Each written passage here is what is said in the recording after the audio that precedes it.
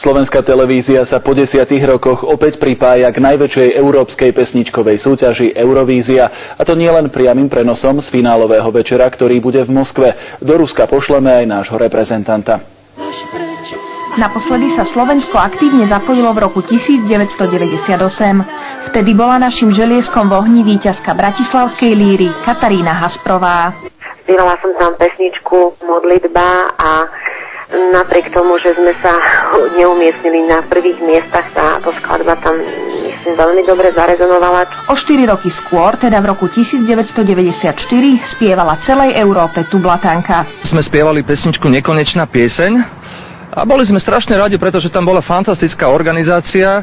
Prostredníctvom televíznych kamier nás videlo vyše 300 miliónov ľudí. Šancu reprezentovať Slovensko v Moskve dostane každý. Do 20. januára očakávame, že autori pošlú svoje pesničky, teda text a hudbu. Záujemcovia musia splniť niekoľko podmienok. Napríklad musia mať aspoň 16 rokov a súťažná pieseň musí byť v slovenčine. Národné finálové kole bude 8. marca. 15. marca v Moskve predstavíme nášho interpreta s našou pesničkou.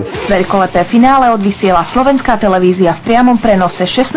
mája 2009. Patricia Macíková, Slovenská televízia.